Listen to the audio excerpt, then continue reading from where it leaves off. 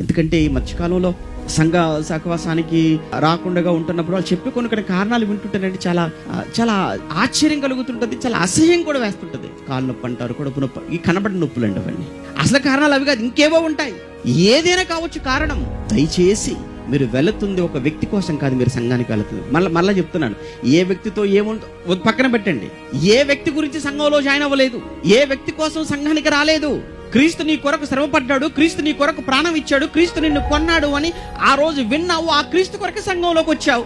ఈ రోజు నువ్వు సంఘాన్ని మానుకోవడానికి, సంఘానికి దూరంగా ఉండడానికి నువ్వు వ్యక్తులు చూపిస్తున్నావు. రావడానికేమో క్రీస్తును చూపించి, వెళ్ళిపోవడానికేమో వ్యక్తులు చూపిస్తావా? అది రైటా? మీరు ఒకసారి ఆలోచించండి. మరి రావడానికి కూడా ఇప్పుడు వ్యక్తులను చూసి వస్తే బాగుండేది. నువ్వు సంఘంలో ప్రవేశించడానికి ఏమో ఎవరిని బట్టి సంఘంలో ప్రవేశించావు? క్రీస్తుని బట్టి కదా. సంఘంలో ప్రవేశమేమో క్రీస్తు, సంఘానికి దూరం అవటమేమో వ్యక్తిని బట్టి దూరం అయిపోతావా? ఇది ద్వంద్వ వైఖరి. ఏ కారణము చేతనైనా, ఎట్టి కారణము చేతనైనా సంఘాన్ని, సహవాసాన్ని మానుకునే ప్రయత్నం మీరు చేయకండి. అది ఎలాంటి పరిస్థితి అయినా కానివ్వండి.